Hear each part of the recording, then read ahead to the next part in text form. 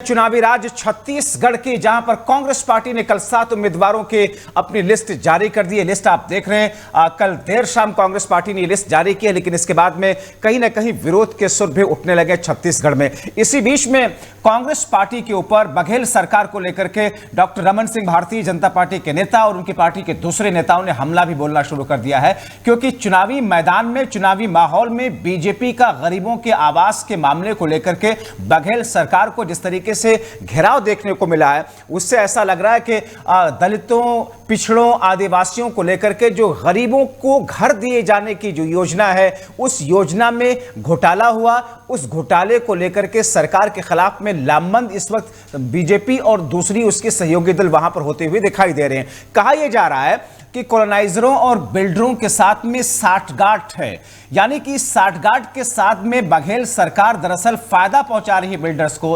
गरीबों के आवास छीनने के षड्यंत्र का आरोप लगा हुआ है। लाभार्थियों से 4,75,000 यानी कि करीब 5-5 लाख रुपए वसूले जा रहे हैं, और ये राजेश मूरत हैं जो कि भारतीय जनता पार्टी के नेता हैं। आइए सबसे पहले हम अपने सहयोगी श्री प्रकाश की तरफ चले, उससे पहले आपको सुनाते हैं कि आरोप क्या है बीजेपी के नेता राजेश मूरत का। सर्वे की सूची में उसको जो पट्टा देना उसमें डिटेल लिखा है, कहीं नहीं लिखा। और इसी विषय पर यह सरकार गुमराह करने का जो काम कर रही है, गरीब परिवारों का मकान का जो हक 75,000 को उसको मिलना था, वह पैसा निकाल रही है। और कुछ उद्योगपतियों को, बड़े लोगों को जिनकी जमीनें बिल्डर्स के रूप में 15% गरीब परिवार के लिए आरक्षित रखनी थी, उसको छूट दे करके ये पतली गली से लाभांश पहुंचाने का जो काम कर रहे हैं, भारतीय जनता पार्टी इसका विरोध करती है। तो आपने बीजेपी के राजेश मूरत के इस बयान को सुना, और ऐसी स्थिति में हमारे साथ में ज्यादा ताजा जानकारी के साथ में श्री प्रकाश जुड़े हुए हैं। श्री प्रकाश, कल कांग्रेस पार्टी की एक लिस्ट आती, उस पर कांग्रेस के अंतर्कलह की कुछ खबरें भी सामने आई, लेकिन अब बीजेपी का चुनावी माहौल में जो गरीबों के आवास है उनको लेकर के घोटाले का बड़ा आरोप लगा है। क्या कुछ इस वक्त आरोप प्रत्यारोप का दौर है छत्तीसगढ़ में?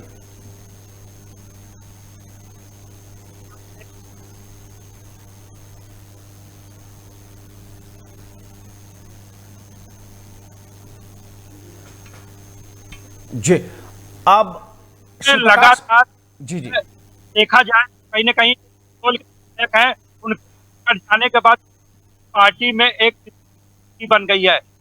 आपको बता दें कि जो कसडोल के विधायक शकुंतला साहू हैं, वो साफ तौर पर कही है कि हमारा काम नहीं आता, सारी चीजें थी कि पार्टी ने क्यों हमारा काट दिया। ऐसे में देखा जाए तो निश्चित तौर पर कांग्रेस पार्टी में टिकट को लेकर एक बड़ा विद्रोह की स्थिति बनी हुई है। आपको बता दें, जब बार एक ही सीट की बात नहीं है, बात करें तो मनेंद्रगढ़ की टिकट पर जो डॉक्टर विनय जायसवाल हैं, वो भी जो है नाराज चल रहे हैं। ऐसे धमतरी में टिकट कट गया, वो नाराज चल रहे हैं। तो निश्चित तौर पर जिस तरह से अभी विधायकों को लेकर नाराजगी चल रही है, कहीं ना कहीं कांग्रेस की मुश्किलें बढ़ते नजर आ रही है। प्रकाश, छत्तीसगढ़ कांग्रेस के इस पूरी लिस्ट की अगर बात करें, यानी कि अब तो कांग्रेस पार्टी ने प्रत्याशियों को उतार दिया है, ओवरऑल अगर देखें इसको, किस तौर पर इसे देखा जाए इस पूरी लिस्ट को?